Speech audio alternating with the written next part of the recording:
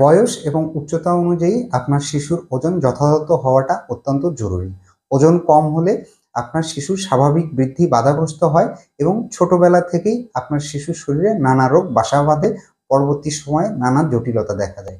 কোন কোন খাবারে ওজন বাড়বে এবং সঠিক পুষ্টি মিলবে এটা আমাদের সকলের জানা অত্যন্ত জরুরি।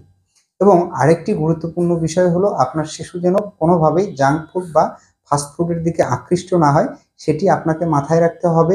আপনার শিশুকে ঘন ঘন খাবারে উৎসাহিত করতে হবে, কেননা আপনার শিশুর ওজন বাড়ানোর মূল চাবিকাঠি হলো আপনার শিশুকে খাবার খেতে উৎসাহিত করা। এবং খাদ্য তালিকায় প্রতিদিন ডিম রাখার চেষ্টা করতে হবে। ডিমে প্রচুর পরিমাণে প্রোটিন রয়েছে। ওজন বাড়ানোর জন্য প্রোটিনের গুরুত্ব অপরিসীম। ডিম যেমন শিশুর ওজন বাড়াবে, সেই সাথে প্রোটিন, ভিটামিন এবং মিনারেলের চাহিদা পূরণ করবে। প্রোটিনের সেরা অন্যতম উৎস হলো মুরগির মাংস।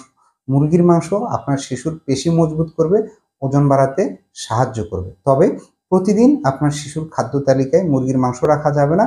সপ্তাহে ৩ থেকে ৪ দিন আপনার শিশুর খাদ্য তালিকায় মুরগির মাংস রাখার চেষ্টা করতে হবে।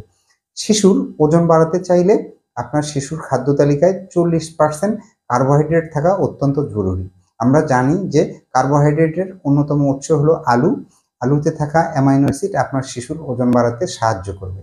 তাহলে শিশুর খাদ্য তালিকায় আলু রাখতে হবে। এর পাশাপাশি ভাত এবং রুটি রাখার চেষ্টা করতে হবে। শিশুর ওজন বৃদ্ধিতে দুধ ভীষণ কার্যকর। প্রাকৃতিক প্রোটিন এবং কার্বোহাইড্রেটের অন্যতম উৎস হলো দুধ। শিশুর খাদ্য তালিকায় রোজ 1 গ্লাস দুধ রাখার চেষ্টা করতে হবে। কলাতে প্রচুর পরিমাণে ফাইবার রয়েছে। এর পাশাপাশি পটাশিয়াম, ভিটামিন সি এবং ভিটামিন বি6 রয়েছে।